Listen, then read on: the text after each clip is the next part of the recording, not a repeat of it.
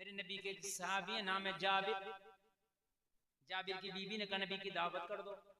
दावत करने पहुंचे, या रसूल अल्लाह आपकी दावत है।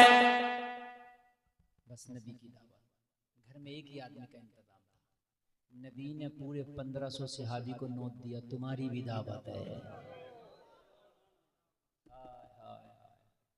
वो की थी और यहाँ 1500 को नोट दिया। बताइए, कहा चलो जाबिर के घर दावत दो। अब जाबिर कौन हो, क्या बोले? नबी दावत करें तो जाबिर क्या बोले?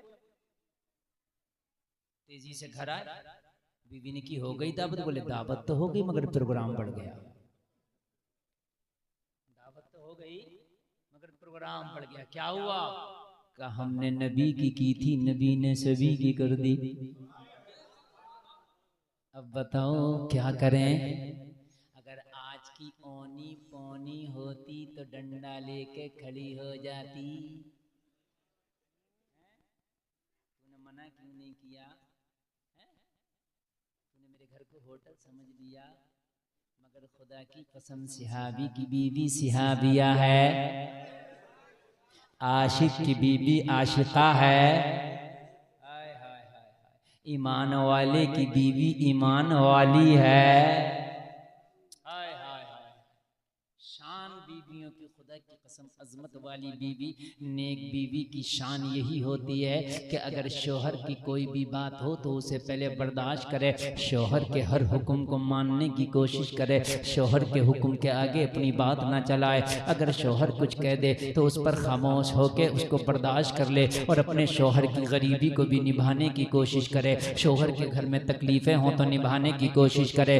अगर शोहर के घर में फाका हो तो निभाने की कोशिश करे। अगर शोहर के घर में तकलीफें आए तो निभाने की कोशिश करे। यही नेक बीवी की निशानी है। जाबिर की बीवी बोली मुस्कुरा के, और जाबिर फिर परेशान क्यों हो? कहा घर में खाना एक का, इंतजाम एक का, और 1500 की दावत हो गई। परेशानी की तो बात ये है। तो हजरत जाबिर की बीवी ने कहा घबराने की जरूरत नहीं है, हमने इंतजाम किया नबी का, हमने दावत की है नबी की, हम इंतजाम करेंगे नबी का। नबी ने दावत की है सभी की, नबी इंतजाम करेंगे सभी का। जिसने जिसकी दावत की है वो उसका इंतजाम करेगा। जाबिर भी नो टेंशन हो गई, बात तो ठीक है। जाबिर के घर में सारे सहाबी आ गए।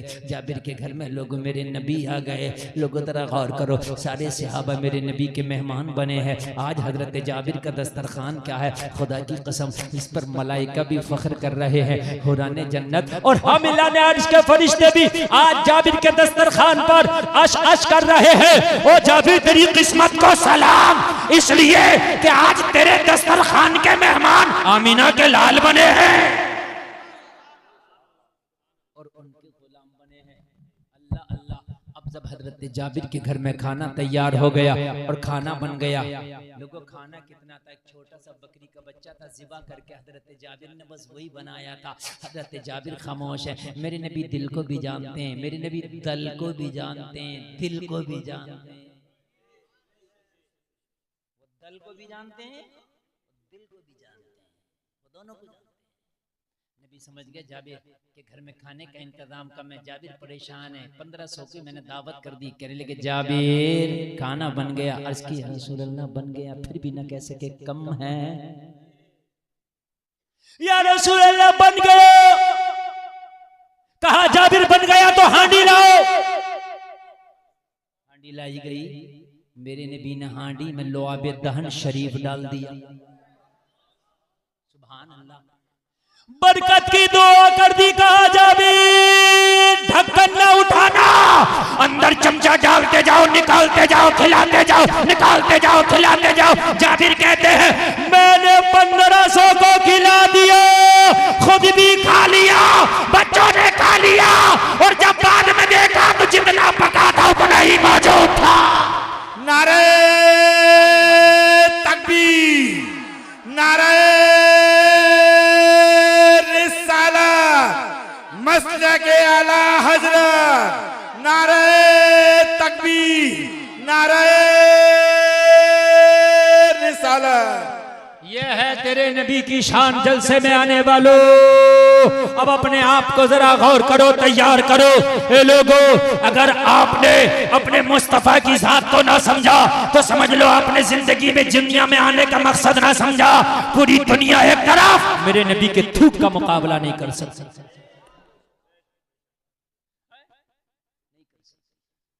लोगों, मैं अर्ज कर रहा था कि कुरान ठहर ठहर के पढ़ो।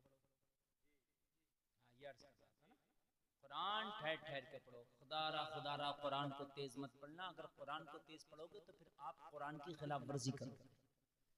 मस्जिद में हाफिज कुरान सुनाए रमजान में, जो हाफिज अलमुना तालमुन अलमुना तालमुन मुक्तदी बड़े खुश होते, कहते रेल हाफिज जी आए इस वक्त, तो बड़े खुश होते हैं, कहते साहब हाफिज क्या, रेल हाफिज, मरोगे तुम्हारी रेल बना दी जाएगी, तुम रेल हाफिज कह रहे हो। अगर कोई हाफिज तेज पढ़ना मना करो, टोको। और भाई जब हम 1 घंटा तरावी की नमाज में खर्च कर रहे हैं, 10 मिनट और सही, हम क्यों 1 घंटा खराब करें यार अपना पूरा। 10 मिनट और सही, 1 घंटा 10 मिनट लगाएंगे, मगर हम पूरा अपना ये 1 घंटा 10 मिनट कामयाब तो कर लेंगे। बल्कि अगर कोई हाफिज ठहर ठहर के पढ़े तो मियां उसे टोका जाता, तेज पढ़ो तेज पढ़ो। खबरदार जो आपने हाफिज पे प्रेशर बनाया तेज पढ़ने का, अगर तेज पढ़े तो आपका वो ठहर के पढ़े। तेज पढ़ने वाले बहुत हैं, ठहर ठहर के सही पढ़ने वाले आज भी नजर कम आते हैं। सही बता रहा हूं। हाँ, हमने तो 2015 से कुरान मस्जिदों में सुनाना बंद कर दिया। अपने घर में सुनाता हूं, पीछे अब्बा खड़े होते हैं, चचा खड़े होते हैं, भैया खड़े होते हैं, जितनी दिल करेगा इतनी ठहर ठहर के पढ़ूंगा, है ही नहीं कोई कहने वाला। मस्जिद में जाओ, मुतवल्ली अलग चला रहा है 1.5 ईंट की, जिसको अल्हम्द याद नहीं है वो बता रहा है हमें कैसे पढ़ेंगे। निजामे मैकदा कुछ इस तरह बिगड़ा है साकी, उन्हीं को जाम मिलता है जिन्हें पीना नहीं आता। इसे अल्हम्द याद नहीं है, हमें बता गया कि कुरान के अंदर पढ़ना। अजीब मसला आया, कौन हिसाब देगा मरने के बाद इस कुरान को, मुझे जरा बताओ तो आप। हमें इंतजार है जिस दिन ऐसी मस्जिद आ गई ना हमारे पास कि हजरत जैसे दिल चाहो ठहर ठहर के पढ़ना, उस दिन फिर मस्जिद में सुना। जब तक घर पे सुना रहे, सुनाता हर साल अल्हम्दुलिल्लाह। देखो फिर अंदर मिला देने लगे। अंदर क्या मसला है, पर्दे के पीछे क्या है।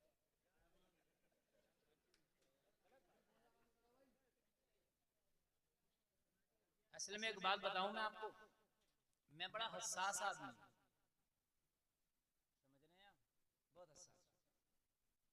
जर्रा बराबर भी कहीं हरकत हो तो फौरन मुझे पता चल जाता। आप क्या समझ रहे हो, मैं उसमें कहूँ ही नहीं कि मैं बोलता जा रहा हूँ कोई कुछ भी कर रहा ना, बहुत हसास।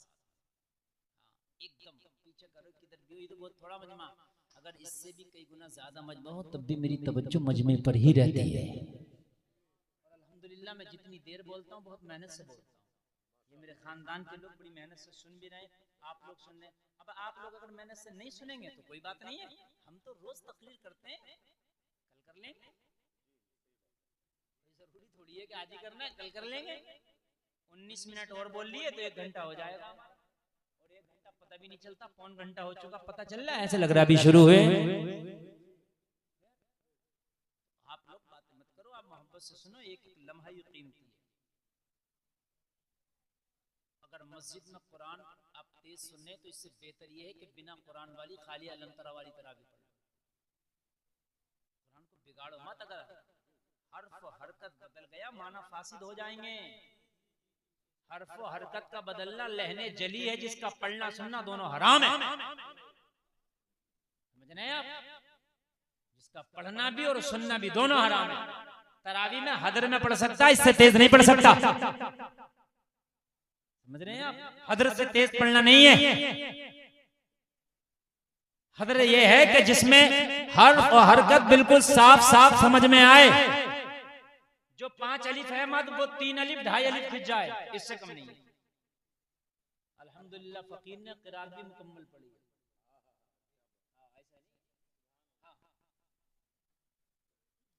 समझ रहे हैं आप। जो 5 अलिफ वाला है मद्दे लाजिम, जिसकी जो मिकदार 5 अलिफ है, वो कम से कम 3 से 2.5 अलिफ खींचे। मद्दे आरिज वगैरह 2.5 अलिफ, मद्दे मुत्तसिल मद्दे मुनफसिल ये 2.5 अलिफ तक रहे। समझ रहे हैं। हाँ, ऐसा नहीं है कि ट्रम ट्रम ट्रम ट्रम ट्रम ट्रम ट्रम ट्रम ट्रम ट्रम ट्रम, पता ही नहीं चलता, पता ही नहीं चलता। हम हाफिज, हमें नहीं पता चलता ये पढ़ कहाँ रहा, पकड़ नहीं पाते। सही बता रहा हूँ, पकड़ नहीं पाते। और बाज को तो पकड़ ही नहीं पाते, पकड़े उसे जो पढ़े, जो कुरान में पढ़े उसे पकड़े पता ही नहीं है। कई साल सुनाते वो हो गए, बाहर सुना के आ रहा हूँ, बाहर सुना के कैसे सुना के आ रहा अल्लाह ही जाने। बाद में 3 पारों में मेरे भाई पूरी मेहराब सुनाने 10 साल से, अल्लाह माफ करे। मैं सही बता रहा हूँ मेरे भाई, देखो अपनी खानदान की भी बात हो तो बात सही करना चाहिए। ऐसा तो नहीं है जो बात हक है वो। जब कोई मौलाना करो, कोई इमाम करो, तो मुतवल्ली साहब टेस्ट ले रहे होते हैं, तुम्हें क्या पता कैसे टेस्ट ले रहे हो। आलिम को बुलाओ, मौलाना इरफान साहब से कहो हम अपना इमाम रखना चाहते हैं, हजरत आप टेस्ट लें। मगर नहीं, हम कर्नाटक में गए कुरान सुनाने तो हमने कह दिया मस्जिद के मुतवल्ली और कमेटी ले रही है टेस्ट, जिसने जरा लहरा के पढ़ दिया वही पास हो गया। अरे भाई बड़े अच्छे कारी साहब, और जो कवायद की और ग्रामर के हिसाब से सही पढ़ रहा उसको पास नहीं किया गया। वाह भाई वाह, हकीकत बता रहा हूँ। ये कर्नाटक के अंदर आज भी जिसकी बंडी चमकी हुई है, इमामा चमकुआ, चश्मा बढ़िया लगा हुआ, पान बढ़िया से खा रहा, सेहत अच्छी है, तो उसकी आधी मस्जिद तो देख के ही लग जा। क्यों कारी इरफान साहब मेरी बात गलत हो तो मैं तो कर्नाटक में भी कह देता हूँ ये बात। अरे डरो जो डरेगा, मैं क्यों डरूं, मुझे कौन सी इमामत करनी है तुम्हारे यहाँ। जी हालत का दौर रहा है। जो काबिल लोग हैं समझ रहे हैं, उन्हें टैक्स देने पड़ने और उनकी जल्दी मस्जिदें नहीं लगती। हमारे इलाके का एक कारी वहां मैंने देखा गया, इतना काबिल कारी है कि भाई साहब जिले में नहीं मिलेगा उसके टक्कर का कारी। हजारों हाफिजों कारी बना दिए उसने। वहां मैं देखूं तो वो देखे वो फेल कर जा, वो देखे वो फेल कर जा, वो देखे वो फेल कर जा। यार बताइए, ऐसी टक्कर का कारी जिले में नहीं मिलेगा। मैं नाम नहीं लूंगा, ये कैमरे वाले उसी पे लगाएंगे, ये कल को उसी पे लगाएंगे। देखो मुफ्ती साहब ने फलाकारी की खोल दी पोल, कल को लगा होगा चैनल टाइटल, उस कारी से लट्ठम लट्ठा मेरी हो रही होगी, ये अपने घर में बैठ जाएंगे। अरे अल्लाह सलाम, इन चैनल पर बड़ा डर लगता है।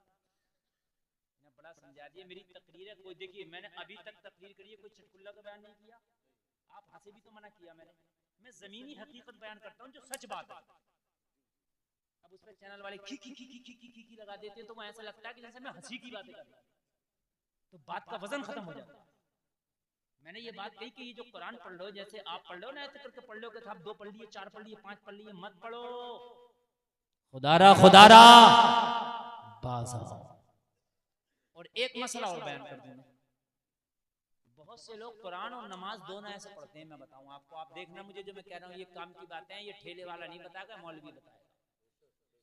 पारा हाथ में,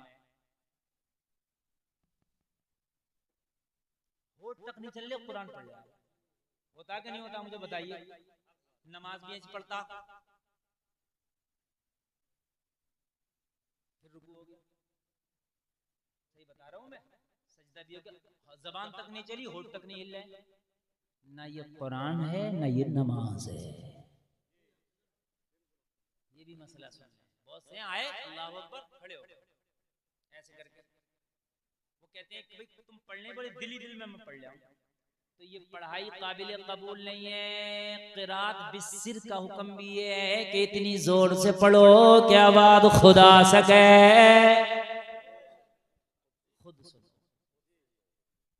लो, लफ्ज की अदाई नहीं, मैंने पढ़ा नहीं अल्हम्दुलिल्लाह रब्बिल आलमीन, दिल में पढ़ लिया अल्हम्दुलिल्लाह रब्बिल आलमीन, लफ्ज अदा नहीं हुआ तो भाई माना अदा नहीं होंगे, माना नहीं हो तो फिर सवाब कहाँ मिलेगा। बात है कि नहीं है। मैं दिल में सोच रहा हूँ कि मैंने मोटरसाइकिल खरीद ली, मैंने कार खरीद ली, मैंने जहाज खरीद लिया, खरीदा एक भी नहीं, क्योंकि जहाज वाला हो गया क्या? कौन हंस रहा है ये खबरदार, क्या मैं मोटरसाइकिल वाला हो गया क्या? नहीं हुआ ना। जब मैं खरीदूंगा पैसे दे के आऊंगा तभी होऊंगा। दिल में सोचा पड़ा तो फिर घर बैठे बैठे सोच लेता मैं मस्जिद में चला गया, मैंने नमाज भी पढ़ ली, बात था मैं बैठा रहा, दिल में तो सोचना। आज का मियाँ और आज का नमाज़ी एक हो रहा है, एक मियाँ से मुलाकात ही करे मैं काबे में पढ़ लूं नमाज, मैंने कहा तू तो यहीं बैठा रहता, कहता वो तसव्वुर की दुनिया में काबे में चला जाता। जी मसला है। नमाज पढ़ो या कुरान पढ़ो, इतनी जोर से पढ़ो कि खुद सुन सको। एक मसला और बयान कर दूं, उसके बाद आगे बढ़ो। तवज्जो कर, कहां जा रहे हैं? एक मसला और बयान करने की इजाजत है? ये सब सबके काम की बातें हैं कि नहीं है? एक मसला और सुन लें आप, वो भी बहुत जरूरी है। वो ये है, जैसे कई लोग कुरान पढ़ लें, तीजा चल रहा है तो मस्जिद में होते हैं 20-50 लोग, तो आवाज यहाँ आ रही होती है तो मस्जिद में कुरान चल रहा है, ये भी गलत है, ये भी गलत है।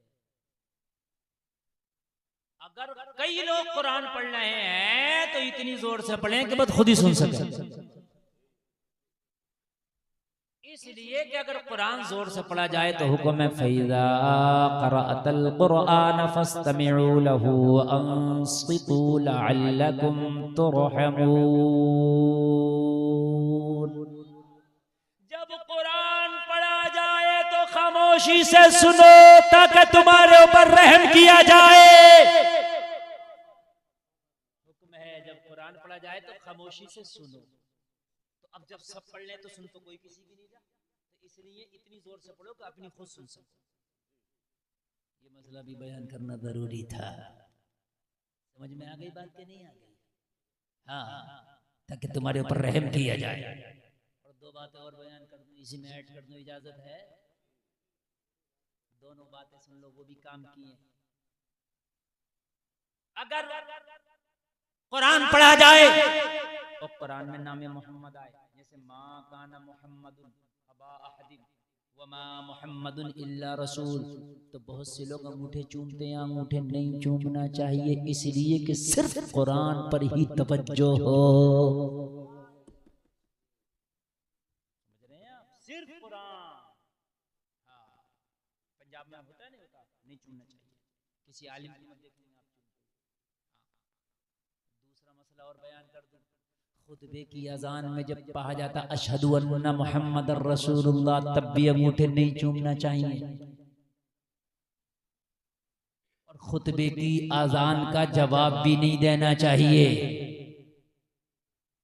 और खुतबे की अजान के बाद, अदान के बाद की दुआ भी नहीं पढ़ना चाहिए। चल रहा हमारे यहाँ सही नहीं है। खुतबा सुनना वाजिब है। कोई सलाम करे तो सलाम का जवाब देना वाजिब है, मगर यहाँ जवाब भी नहीं देना चाहिए। और अगर कोई खुतबा सुन रहा है तो सलाम भी नहीं करना चाहिए।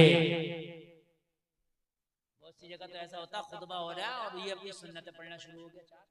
अरे ये सुन्नत है, वो वाजिब है।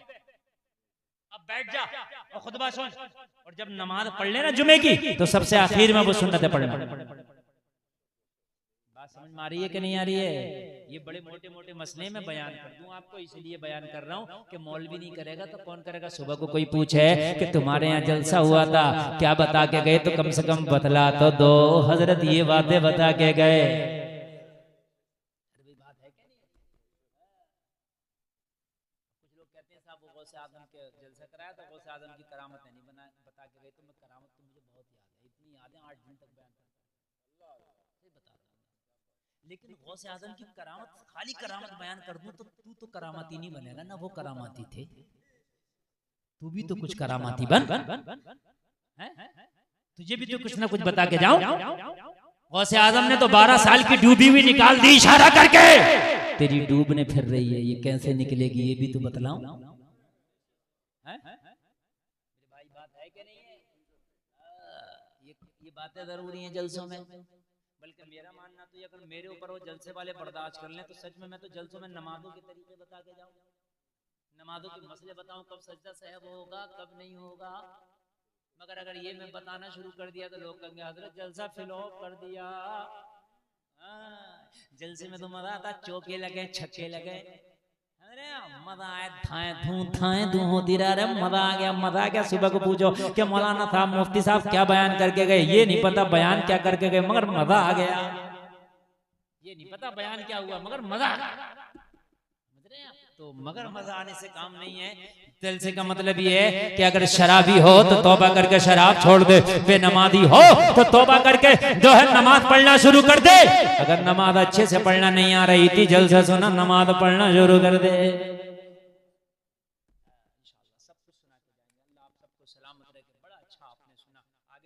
इजाजत है? हाँ, अब सुनिए। तो कुरान ठहर ठहर के पढ़ा जाएगा इंशाअल्लाह। और कुरान ठहर ठहर के ऐसे नहीं पढ़ा जाएगा कि कारी ये इरफान साहब जामा मस्जिद के इमाम है तो क्या मैं हाफिज जी हमारे बच्चों को पढ़ा दिए, पता चला कि 80 बच्चे पढ़ रहे हैं एक इमाम के पास, पढ़ा देगा 80 बच्चों को एक आदमी, नाम भी याद ना होंगे 80। मैं गलत कह रहा हूँ बात? 80 के नाम तक याद नहीं होंगे, पढ़ाना तो दूर की बात है। एक आदमी पे 15-20 बच्चे चल सकते हैं बस। फिर तुम कहते हो कि अच्छी पढ़ाई हो, अलग से रखो एक कारी। दो की जरूरत तो दो रखो। बिल्डिंगें तो तुमने खूब बनवा ली, कारें ले ली, मोबाइल इतने इतने बड़े लेके घूम रहे हो, क्या दो कारी नहीं रख सकते?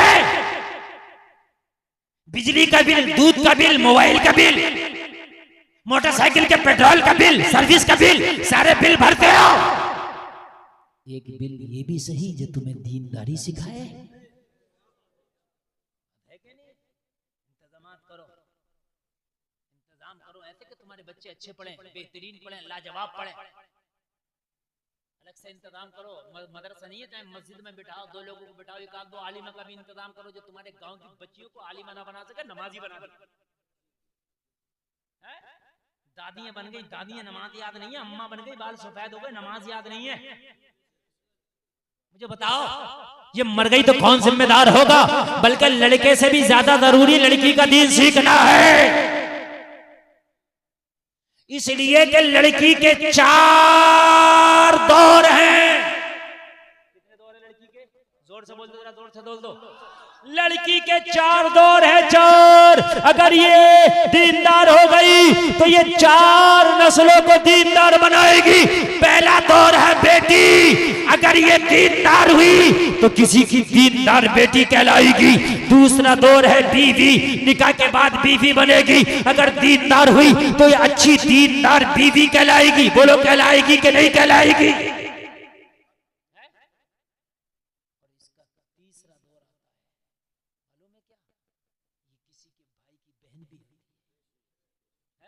अगर ये दीनदार हुई तो उस भाई की बहन दीनदार कहलाएगी। और चौथा दौर आता है माँ, अगर दीनदार हुई तो बच्चों की माँ दीनदार कहलाएगी। माँ अगर दीनदार होगी तो बेटा गुलाम अब्दुल कादिर बन के जन्म लेगा। माँ दीनदार होगी तो बेटा गुलाम हुसैन बनेगा। माँ दीनदार होगी तो बेटा दीनदार होगा। माँ नमाजी होगी, बेटा कुरान का कारी होगा। सही बता रहे हैं, सही बता रहे हैं भाइयों। बेटी को दीनदार बहुत लाजमी बनाना रखो। अब आलिमाओं की भी कमी नहीं, बहुत आलिमाओं को मदरसा नहीं है, किसी का घर खाली पड़ा होगा उसे किराए पे ले लो या कोई फ्री में दे दे, और उस घर पे रखो आलिमा। और रखने के बाद में गांव की जितनी भी औरतें हैं, अगर दादी भी है उसे भी पढ़ाओ, तू भी नमाज सीख ले। इनसे मौलवियों की, आलिमाओं की, आलिमों की वैकेंसियां बढ़ेंगी। आलिम खाली नहीं, जरूरी नहीं है मस्जिद में नमाज पढ़ाएगा, इतनी बढ़ गई कि वहां भी जरूरत है, यहाँ भी जरूरत है, वहां भी जरूरत है। जितने आलिम बनते जाएंगे इतनी जगहें पे लगते जाएंगे। भाई बात है कि नहीं? कुरान खुदा की कसम अच्छा पढ़ो, अल्लाह की कसम खा के कहता हूँ, अगर तुम कुरान अच्छा पढ़ोगे ना तो गैर भी सुनेगा ना तेरी जुबान से कुरान, तो कुरान को दिल दे बैठेगा। उमर ने जो कलमा पढ़ा कुरान की तो बरकत थी, बहन की जुबान से कुरान सुन लिया था, दिल दे बैठे। लगे बहन कुरान इतना लाजवाब, हाँ हाँ भाई इतना लाजवाब है। अरे जब उमर की बहन कुरान पढ़े तो उमर दिल दे बैठे, और जब मुस्तफा कुरान पढ़ते होंगे तो कैसा लगता होगा? सुभान अल्लाह। अच्छा कुरान पढ़ना सीखो। अच्छा अच्छा,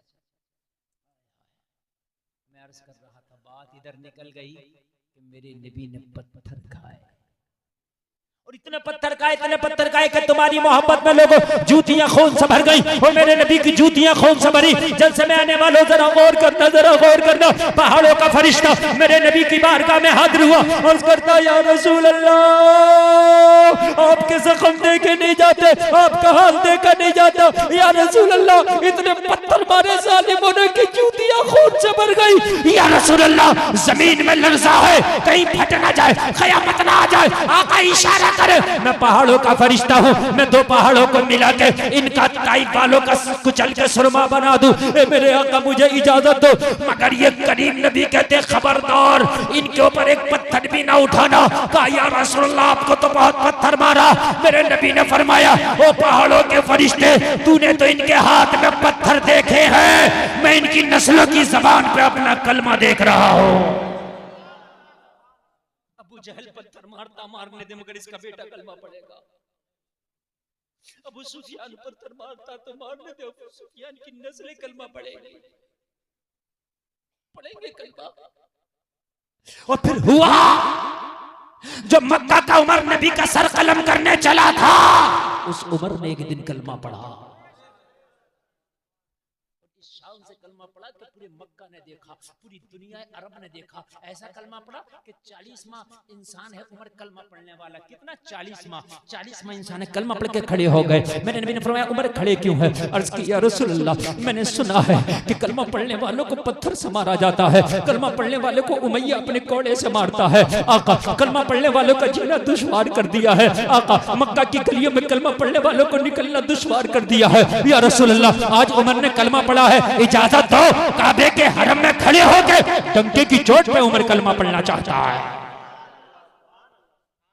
डंके की चोट पे कलमा पढ़ना चाहता है। कहा उमर अभी तादाद कम है, उमर अभी खामोश हो जाओ। कहा या रसूलल्लाह, अब खामोश नहीं रहा जाता। हजरत उमर काबे के हरम में आए। ओ जलसे में आने वालों, काबे के हरम में खड़े होकर उमर ने ऐलान किया, ओ मक्का के दबंगो, ओ मक्का के दहशतगर्दो, मैंने सुना है कलमा पढ़ने वाले को कोड़ों से मारा जाता है। आओ, आज खत्ताब का बेटा उमर कलमा पढ़ लिया है, आज खत्ताब का बेटा उमर ईमान ले आया है। आओ मुझे रोको, आओ मुझे मारो, मगर मुझे मारने और रोकने से पहले अपने बच्चों से कह के आना, आज के बाद अपने आप को यतीम समझना, मुकाबला उमर से है।